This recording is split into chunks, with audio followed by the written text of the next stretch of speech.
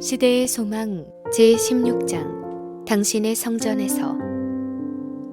그 후에 예수께서 그 어머니와 형제들과 함께 가버나움으로 내려가 거기 여러 날 계시지 아니하시니라. 유대인의 유월절이 가까운지라 예수께서 예루살렘으로 올라가셨더니 예수께서는 이 여행에서 수도를 향하여 가고 있던 큰 무리 중에 한 무리와 일행이 되셨다. 그분은 아직도 자신의 사명을 공표하지 않았으므로 군중 가운데 섞여도 남의 주목을 끌지 않으셨다. 이 경우에도 요한의 전도로 말미암아 현자에게 주목을 끈 메시아의 강림이 흔히 대화의 주제가 되었다. 국가적인 위대함을 바라는 소망이 매우 열광적으로 강조되었다. 예수께서는 이 소망이 성경을 잘못 해석하는 데서 기인된 것이므로 실망을 겪게 될 것을 아셨다. 예수께서는 깊은 열의를 가지고 예언의 말씀을 설명해 주심으로 사람들이 하나님의 말씀을 보다 치밀하게 연구하도록 깨우치려고 힘쓰셨다. 유대의 지도자들은 백성들에게 예루살렘에서 하나님을 경배하도록 가르침을 받아야 한다고 가르쳤다. 유월절 절기 동안 예루살렘은 팔레스타인 각처와 심지어 먼 외국에서 온 수많은 사람들로 붐볐다. 성전들은 혼잡한 군중으로 가득 찼다. 많은 사람들은 한 크신 희생물을 예표하는 제물들을 가져올 수가 없었다. 이 편리를 도모하기 위해 성전 바깥들에서 짐승들이 거래되었다. 각 계층의 사람들이 헌물을 사기 위해 이곳으로 모여들었다. 이곳에서 모든 외화는 성전 주화로 교환되었다. 모든 유대인은 그 생명의 속전으로 해마다 반세겔을 지불하라는 요구를 받았으며 이렇게 모은 돈은 성전을 유지하는 데 사용되었다. 이 외에도 많은 금액이 자원하는 헌물로 들여져 성전 금고에 비축되었다. 그리고 모든 외화는 성전 봉사에 사용되던 성전 세겔이라고 불리는 주화로 바꾸도록 되어 있었다. 돈을 바꾸는 일은 사기와 부정 이득을 취할 수 있는 기회가 되어 수치스러운 거래로 발전하였으며 제사장들의 소득원이 되었다. 상인들은 동물들을 팔 때에 엄청난 가격을 요구하였으며 그 이익금을 제사장들과 관원들과 나누어 가졌다. 그들은 이와 같이 백성들의 희생으로 치부하였다. 경배자들은 제물을 바치지 않으면 하나님의 축복이 그들의 자녀들과 토지에 임하지 않을 것이라고 믿도록 가르침을 받았다. 그리하여 비싼 가격의 동물들을 팔 수 있었다. 왜냐하면 백성들은 이왕 온 다음에는 그들이 행하려고 한 헌신의 행위를 이행하지 않고는 가정으로 돌아가려고 하지 않았기 때문이다. 유월절에는 수많은 제물들이 바쳐졌으므로 성전에서 매매하는 일이 대대적으로 행해졌다. 이에 따르는 혼란으로 그곳은 하나님의 성전이라기보다는 오히려 소란스러운 가축 시장과 같았다. 쩔렁거리는 동전과 노한 언쟁 소리에 뒤섞여 흥정하는 날카로운 소리, 가축들이 우는 소리, 양들과 비둘기의 우는 소리가 들렸다. 혼란이 너무나 극심하여 경배자들은 방해를 받았으며 지극히 높으신 자에게 드리는 말씀은 성전 속까지 침입하여 들어온 소동소리에 파묻히고 말았다. 유대인들은 그들의 경건을 크게 자랑하였다. 그들은 성전을 바라보고 기뻐했으며 성전을 헐뜯는 말은 신성 모독으로 간주되었다. 그들은 성전과 관계되는 의식을 이행하는데 매우 엄격했으나 그렇게 한 것은 돈을 사랑하는 마음 때문이었다. 그들은 하나님께서 친히 제정하신 이 의식의 본래 목적에서 그들이 얼마나 멀리 벗어났는지를 거의 깨닫지 못했다. 여호와께서 시내산에 강림하셨을 때 그 장소는 그분의 임재로 성별되었다. 모세는 산 주위의 경계를 정하고 그곳을 거룩하게 하라는 명령을 받았으며 그 후에 경고하시는 주님의 말씀이 들려왔다. 너희는 삼가 산에 오르거나 그 지경을 범하지 말지니 산을 범하는 자는 정녕 죽임을 당할 것이라. 손을 그에게 댐이 없이 그런 자는 돌에 맞아 죽임을 당하거나 살에 쇠어 죽임을 당하리니 짐승이나 사람을 물어나고 살지 못하리라. 이와 같이 하나님께서 임재하시는 곳은 어느 곳이든지 거룩하다는 교훈이 가르쳐졌다. 하나님의 성전의 경내는 신성하게 간주되어야 했다. 그러나 이익 다툼으로 이 모든 것이 잊혀졌다. 제사장들과 관원들은 국민을 위하여 하나님의 대표자가 되도록 부름을 받았다.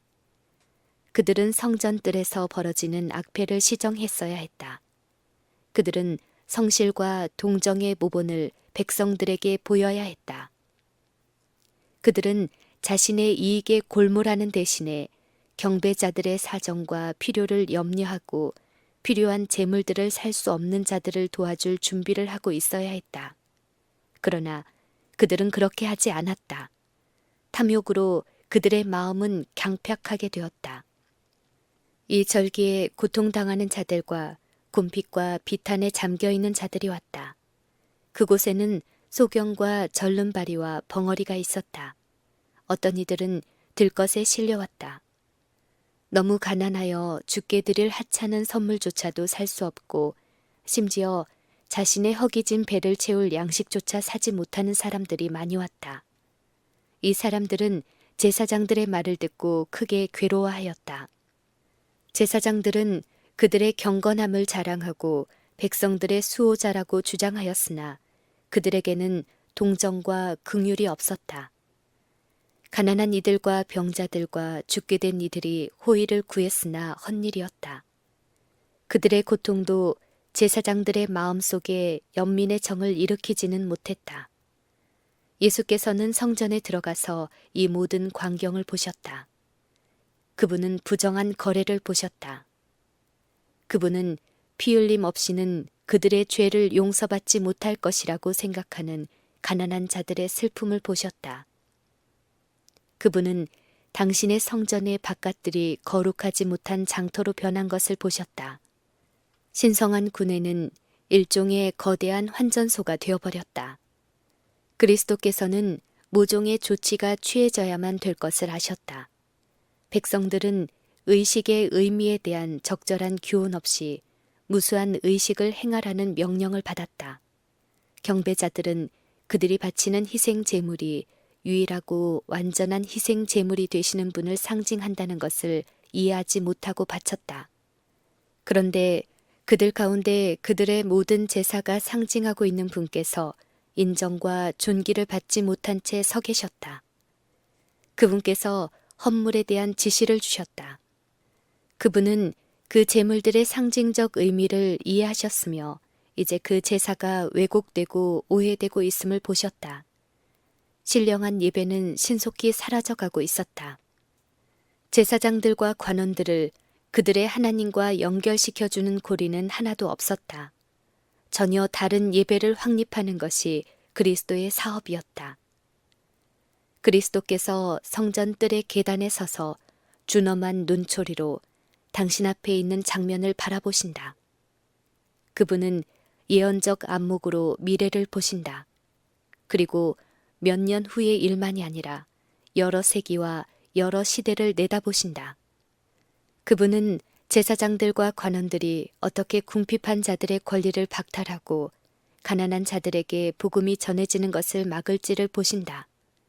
그분은 어떻게 하나님의 사랑이 죄인들에게서 감추어지고 사람들이 하나님의 은혜를 상품화할 것인지를 보신다. 그분께서 이 광경을 보실 때 당신의 용모에 의분과 권위와 권세가 표현된다. 사람들의 관심이 그분께로 이끌린다. 부정한 거래를 하고 있던 자들의 눈이 그리스도의 얼굴에 집중된다. 그들은 시선을 거둘 수가 없다. 그들은 이 사람이 그들의 마음속의 생각을 읽고 그들의 은밀한 동기를 알아내는 것을 느낀다. 어떤 자들은 마치 그들의 악한 행위가 얼굴에 기록되어 있어서 그 준엄한 눈초리가 환히 들여다보기라도 하는 것처럼 얼굴을 숨기려고 애쓴다. 소란이 그친다. 거래하고 흥정하던 소리가 멈추었다. 침묵은 고통스럽다. 경외감이 회중을 압도한다. 마치 그들이 행한 일에 답변하기 위하여 하나님의 심판대 앞에서 송사를 당하는 것 같다. 그리스도를 쳐다볼 때 그들은 인성의 두루마기를 통하여 신성이 번쩍이는 것을 본다. 하늘의 주제 되시는 분께서 마지막 날의 재판장처럼 서 계신다. 지금은 그날의 그를 두를 영광으로 둘리어 있지는 않지만 그때와 같은 능력으로 심령을 감찰하고 계신다. 그분은 샅샅이 관찰하면서 무리들을 훑어보신다. 그분의 모습은 당당한 위엄으로 그들 위에 솟아오르는 것처럼 보이며 하늘의 빛이 그분의 얼굴을 환하게 비춘다. 그분께서 말씀하시자 그분의 명확하고 울려 퍼지는 음성, 곧 제사장들과 관원들이 범하고 있는 율법을 시내산 위에서 선포하신 바로 그분의 음성이 성전의 아치를 통하여 메아리친다. 이것을 여기서 가져가라. 내 아버지의 집으로 장사하는 집을 만들지 말라. 예수께서는 계단을 천천히 내려오면서 군의 입구에 모아둔 노끈으로 된 채찍을 들고 장사하는 무리에게 성전 구내에서 떠나가라고 명하신다. 그분은 전에 결코 나타내지 않았던 열정과 준열함으로 돈 바꾸는 사람들의 상을 엎으신다. 주하는 대리석으로 된 보도 위에 떨어져서 날카로운 소리를 낸다. 아무도 감히 그분의 권위에 의문을 가지려고 하지 않는다. 아무도 감히 부정으로 모은 돈을 주우려고 멈추지 못한다. 예수께서는 노끈으로 만든 채찍을 가지고 그들을 때리시지는 않지만 그분의 손에 들린 단순한 채찍은 마치 화형검과 같이 무서워 보인다.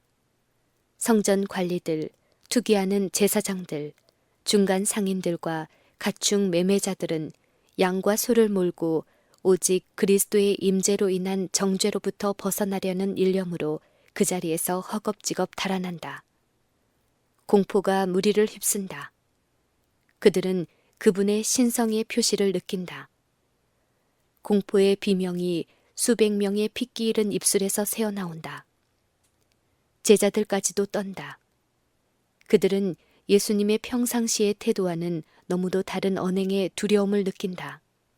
그들은 주의 집을 위하여 열성이 나를 삼키고라는 말씀이 그분에 대하여 기록된 것임을 기억한다. 곧 떠들썩하던 군중이 그들의 물건을 가지고 하나님의 성전에서 멀리 떠나간다. 성전들에는 부정한 거래가 없어지고 무거운 침묵과 엄숙함이 혼란하던 광경 대신에 자리를 잡는다. 옛날 성별된 산에 임하셨던 여호와의 임재가 이제는 당신의 영광을 위하여 세워진 성전을 신성하게 하였다. 성전을 정결케 하는 중에 예수께서는 메시아로서 당신의 사명을 선포하고 사업에 착수하고 계셨다. 하나님께서 임재하시는 장소로 건축된 성전은 이스라엘과 세상을 위하여 실물 교훈이 되도록 계획되었다. 영세전부터 광명하고 거룩한 스랍천사로부터 사람에 이르기까지 모든 피조물을 창조주께서 내재하시는 성전이 되도록 하는 것이 하나님의 목적이었다.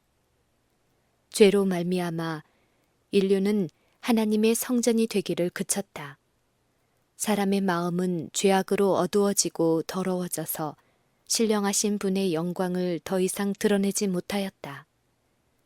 그러나 하나님의 아들이 성육신 하심으로써 하늘의 목적은 성취된다.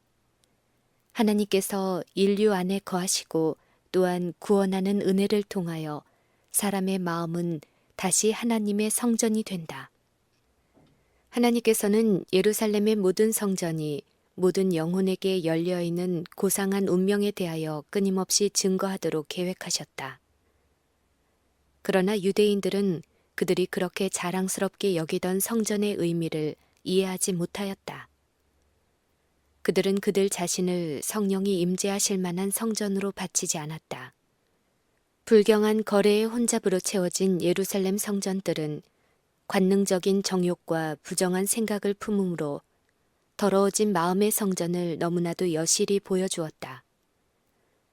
세상에 매매하는 자들로부터 성전을 정결하게 하면서 예수께서는 마음에서 더러운 죄, 곧 영혼을 부패하게 하는 세속적인 욕망, 이기적인 욕정, 악한 습관을 제거하고 정결케 하는 당신의 사명을 나타내셨다. 너희의 구하는 바 주가 후련히 그 전에 임하리니 곧 너희의 사모하는 바 언약의 사자가 임할 것이라. 그의 임하는 날을 누가 능히 당하며 그의 나타나는 때에 누가 능히 서리요. 그는 금을 연단하는 자의 불과 표백하는 자의 잿물과 같을 것이라. 그가 은을 연단하여 깨끗게 하는 자같이 앉아서 레위 자손을 깨끗게 하되 금은같이 그들을 연단하리니 너희가 하나님의 성전인 것과 하나님의 성령이 너희 안에 거하시는 것을 알지 못하느뇨. 누구든지 하나님의 성전을 더럽히면 하나님이 그 사람을 멸하시리라. 하나님의 성전은 거룩하니 너희도 그러하니라. 어떤 사람도 마음을 점령하고 있는 악한 세력들을 혼자서 내쫓을 수 없다. 그리스도께서만이 영혼의 성전을 정결하게 하실 수 있다. 그러나 그분께서는 강제로 들어가지 않으실 것이다. 그분은 옛날 성전에 들어가셨던 것처럼 마음에 들어오지 않으신다. 그분은 볼지어다.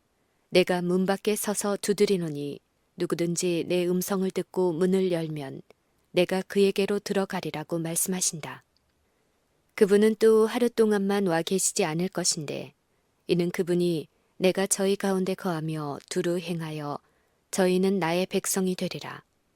우리의 죄악을 발로 밟으시고 우리의 모든 죄를 깊은 바다에 던지시리라 라고 말씀하시는 까닭이다. 그리스도의 임재는 영혼을 정결하게 하고 성결하게 하여 주께 거룩한 성전과 성령 안에서 하나님의 거하실 처소가 되게 할 것이다. 공포에 질린 제사장들과 관원들은 그들의 마음을 통찰하시는 예리한 눈초리를 피하여 성전뜰에서 도망갔다. 그들은 도망가면서 성전으로 가는 다른 이들을 만났다. 그들은 그들이 보고 들은 것을 이야기하면서 돌아가라고 말하였다. 그리스도께서는 무서워서 도망가는 사람들을 매우 측은하게 바라보고 참된 예배가 무엇인지를 알지 못하는 그들의 무지를 불쌍히 여기셨다. 이 장면 가운데서 그분은 온 유대민족이 그들의 악함과 완고함으로 인하여 흩어지게 될 상징을 보셨다. 그런데 제사장들은 왜 성전에서 도망갔는가? 그들은 왜 그 자리에 서 있지 않았는가? 그들에게 가라고 명령하신 자는 세상의 지위나 권세가 없는 목수의 아들이요 가난한 갈릴리 사람이었다. 그들은 왜 그에게 대항하지 않았는가? 왜 그들은 그토록 부정하게 번 돈을 버리고 그렇게도 비천한 외모를 한 분의 명령을 듣고 도망갔는가? 그리스도께서는 왕의 위엄을 가지고 말씀하셨으며 그분의 외모나 음성에는 그들의 힘으로 저항할 수 없는 무엇이 있었다. 그들은 명령하는 말씀을 듣고 전에는 결코 인식하지 못했던 위선자와 강도로서의 자신들의 진정한 입장을 깨달았다. 신성이 인성을 통하여 번쩍일 때 그들은 그리스도의 얼굴에 나타난 분노를 보았을 뿐만 아니라 그분이 하신 말씀의 뜻을 깨달았다. 그들은 마치 영원하신 재판장의 보좌 앞에서 현세와 영원을 위하여 선고를 받는 것처럼 느꼈다. 그들은 얼마 동안은 그리스도께서 선지자임을 확신하였으며 많은 사람들은 그분이 메시아임을 믿었다. 성령께서 그들의 마음속에 그리스도에 관한 선지자들의 말들을 번개처럼 떠오르게 해주셨다. 그들이 과연 이 깨달음에 굴복하려고 할 것인가? 그들은 회개하려고 하지 않았다. 그들은 그리스도께서 가난한 자들을 위하여 긍휼을 베푸셨음을 알았다. 그들은 백성들과 거래할 때 부정 이득을 취한 죄를 저질렀음을 알았다. 그들은 그리스도께서 그들의 생각을 꿰뚫어 보셨으므로 그분을 증오하였다.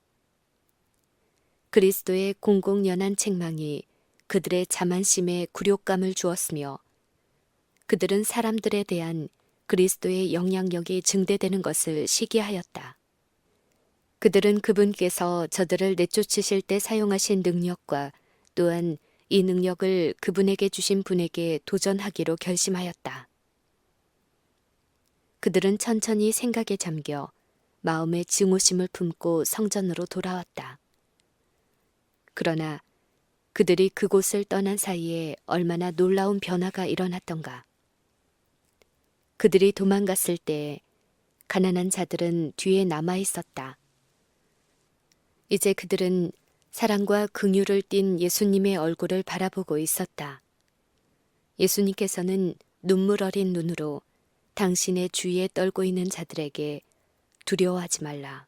내가 너희를 건지리니 너희는 나에게 영광을 돌리라. 내가 이 일을 위하여 세상에 왔노라고 말씀하셨다. 사람들은 선생님이여 나를 축복하소서 라는 간절하고도 가련한 호소를 하면서 그리스도가 계신 곳에 몰려들었다. 그분의 귀는 모든 외치는 소리를 들으셨다. 그분은 온유한 어머니의 긍휼보다 더 큰 긍휼을 가지고 고통당하는 어린 것들을 굽어보셨다. 모든 사람들이 돌보심을 받았다. 각색병을 가진 사람들이 치유를 받았다. 벙어리가 입을 벌려 찬송하고 눈먼 자들이 그들의 시력을 회복시켜 주신 분의 얼굴을 바라보았다. 고통당하는 자들의 마음은 즐겁게 되었다. 제사장들과 성전 관리들이 이 위대한 사업을 목격하였을 때 그들의 귀에 들려온 소리들은 얼마나 놀라운 계시였던가. 사람들은 그들이 겪어온 고통, 곧 그들의 좌절된 희망, 고통스러운 날들, 잠 못 이룬 밤들에 대한 이야기를 하고 있었다. 소망의 마지막 불꽃마저 꺼질 것처럼 보였을 때 그리스도께서 그들을 고쳐주셨다. 어떤 사람은 이렇게 말했다. 짐이 너무나 무거웠으나 나는 돕는 자를 발견하였다. 그분은 하나님께서 보내주신 그리스도이시다. 나는 그분의 사업에 나의 생애를 바치겠다. 부모들은 자녀들에게 그리스도께서 너의 생명을 건지셨다. 내 목소리를 높여서 그분을 찬송하라고 말하였다. 유년들과 청소년들, 아버지, 어머니들, 친구들과 목격자들이 목소리를 합하여 감사와 찬송을 드렸다. 소망과 기쁨이 그들의 마음을 채웠다. 평화가 그들의 마음에 깃들었다. 그들은 심신이 회복되어 고향으로 돌아가 각처에서 예수님의 비할 데 없는 사랑을 선전하였다. 그리스도께서 십자가에 달리시던 때에 이와 같이 나음을 입었던 자들은 십자가에 못 박게 하소서, 십자가에 못 박게 하소서라고 외치던 폭도들에게 가담하지 않았다. 그들은 예수님을 동정하였다. 그것은 그들이 그리스도의 크신 긍휼과 놀라우신 능력을 깨달았기 때문이다. 그들은 그분이 그들의 구주이심을 알았다. 그것은 그분께서 그들에게 심신의 건강을 주셨기 때문이다. 그들은 사도들이 전파하는 말씀을 들었으며 그들의 마음속에 들어간 하나님의 말씀은 그들에게 깨달음을 주었다. 그들은 하나님의 자비의 사자들이 되었으며 그분의 구원의 도구가 되었다. 성전뜰에서 도망갔던 무리들은 잠시 후에 슬금슬금 되돌아왔다. 그들은 그들을 사로잡았던 공포에서 얼마간 회복되었으나 그들의 얼굴에는 머뭇거리고 주저하는 기색이 보였다.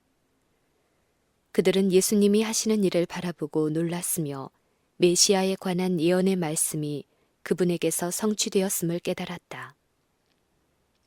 성전을 더럽힌 죄는 주로 제사장들에게 있었다. 성전뜰이 시장으로 변하게 된 것은 제사장들의 결정에 의해서였다. 백성들은 비교적 무죄하였다. 그들은 예수님의 거룩한 권위에 감명을 받았지만 그들에게 제사장들과 관원들의 영향은 절대적이었다. 그들은 그리스도의 사명을 일종의 혁신으로 간주하고 성전의 주관자들이 허용한 것을 간섭할 권리가 그분에게 있는지 의문을 가졌다. 그들은 장사가 방해를 받았으므로 감정이 상했다. 그리하여 그들은 성령의 호소를 짓눌러 버렸다. 어느 누구라도 제사장들과 관원들이 예수님이 여호와의 기름 부은 자라는 것을 깨달았어야 했다. 이는 그들의 손안에 그분의 사명을 묘사한 성경 두루마리가 있었고 성전을 정결하게 하신 일은 초자연적인 능력의 현현임을 그들이 알았기 때문이다. 그들은 예수님을 심히 미워하였으나 그분은 성전의 존엄성을 회복시키기 위하여 하나님께서 보내신 선지자일 것이라는 생각을 떨쳐버릴 수 없었다.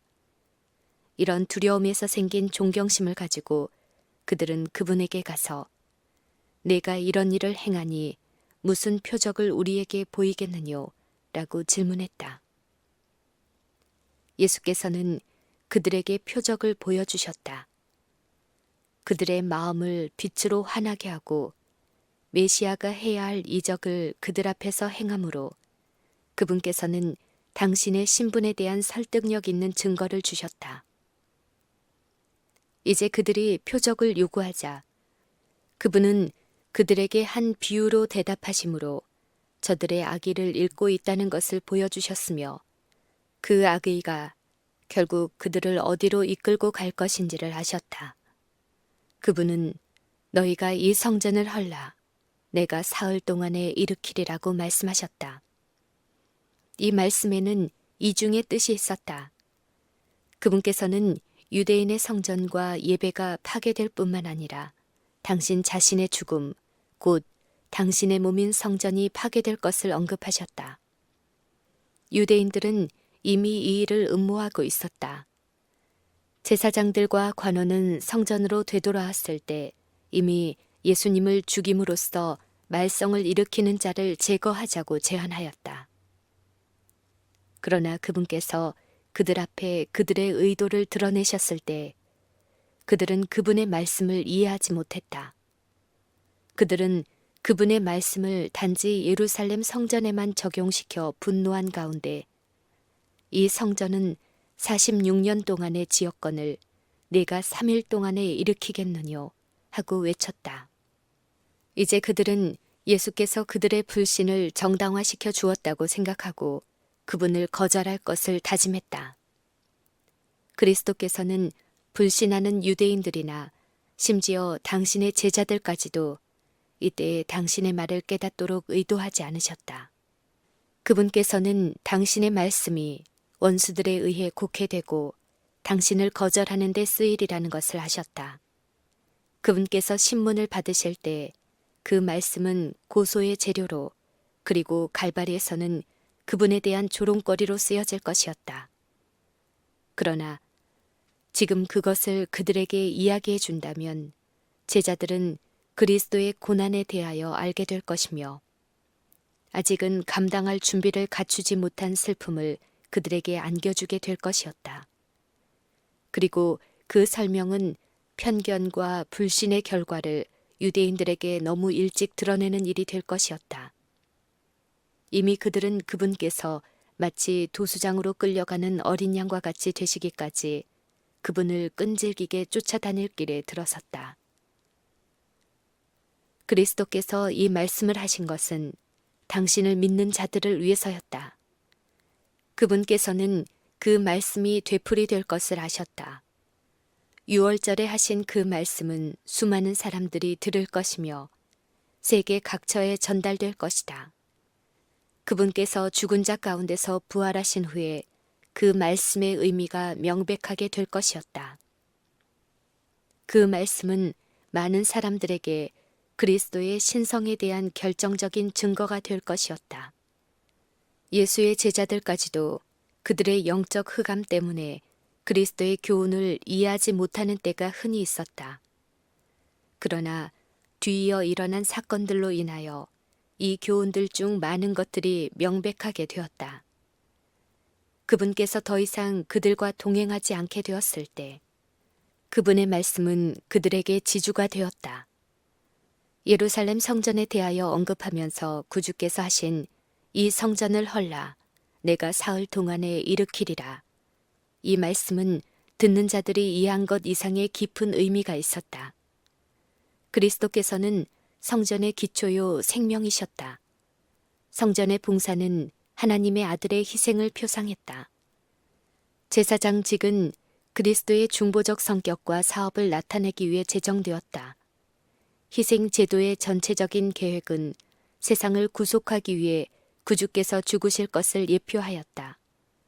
여러 세대 동안 가리켜왔던 큰 사건이 완성되는 때에 이 제사들의 효험은 없어지게 될 것이었다.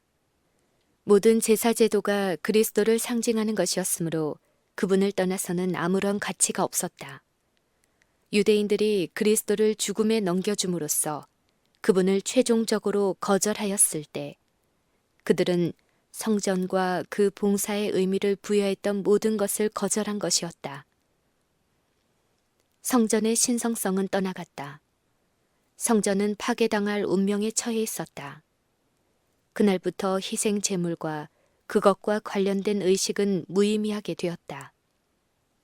가인이 드린 제물처럼 그것들은 구주를 믿는 믿음을 표현하지 않았다. 유대인들은 그리스도를 죽임으로써 그들의 성전을 실제적으로 파괴했다. 그리스도께서 십자가상에서 운명하실 때에 성소 안의 휘장이 위에서 아래로 두 갈래로 찢어진 것은 곧 최후의 큰 희생이 치러졌다는 것과 희생 제물을 드리는 제사 제도가 영원히 종말을 고하였다는 것을 의미하는 것이었다. 내가 사흘 동안에 일으키리라. 구주께서 돌아가셨을 때 흑암의 권세가 승리한 것처럼 보였으며 그들은 승리로 기뻐 날뛰었다. 그러나 예수께서는 요셉의 갈라진 무덤에서 정복자로서 부활하셨다. 정사와 권세를 벗어버려 밝히 드러내시고 십자가로 승리하셨느니라. 그리스도께서는 당신의 죽음과 부활로 말미암아 주께서 베푸신 것이요 사람이 한 것이 아닌 참 장막에 부리는 자가 되셨다.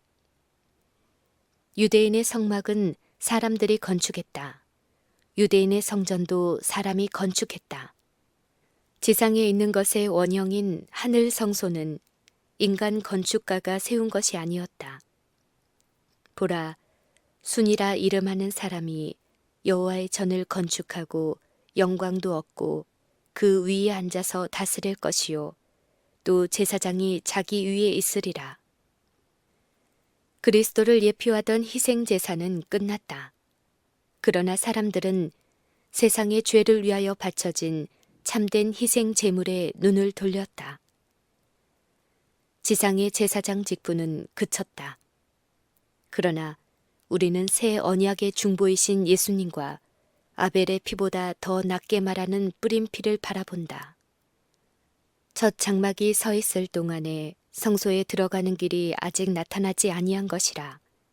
그리스도께서 장래 좋은 일의 대제사장으로 오사 손으로 짓지 아니한 더 크고 온전한 장막으로 말미암아 오직 자기 피로 영원한 속죄를 이루사 단번에 성소에 들어가셨느니라. 그러므로 자기를 힘입어 하나님께 나아가는 자들을 온전히 구원하실 수 있으니 이는 그가 항상 살아서 저희를 위하여 간구하심이니라. 성전의 봉사가 지상에서 하늘의 성전으로 옮겨지고 성소와 우리의 크신 대제사장이 인간의 눈에는 보이지 않을지라도 제자들은 그것으로 말미암아 조금도 손실을 당하지 않을 것이었다.